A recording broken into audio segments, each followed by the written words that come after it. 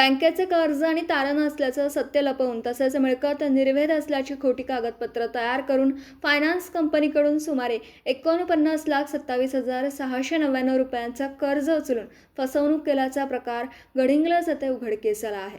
या प्रकरणी रोहित विष्णू मंगुटकर, बायक्का विष्णू मंगुटकर दोघे राहणार मेन रोड, तावरेवाडी तालुका गडहिंग्लज, मारुती अनिल केसरकर गडहिंग्लज, शिवानंद ढुंडाप्पा लाटकर राहणार दुडंगे, जयश्री सागर पताडे, सागर सदाशिव पताडे दोघे राहणार भडगाव या 6 जणांवर गडहिंग्लज पोलीस ठाण्यात गुन्हा दाखल झाला आहे। ऋषिकेश देशमुख राहणार Katraj Pune tiger capital private limited शाखा पुणे यांनी फिर्याद दिली। संशयितांनी मालमत्तांवर बँकेचे कर्ज असल्याचं लपवून खोट्या कागदपत्रांच्या आधारे कर्ज मंजूर करून घेतलं। अधिक तपास पोलीस उपनिरीक्षक रमेश मोरे करत आहेत। गडहिंग्लज प्रतिनिधी मराठी एस न्यूज।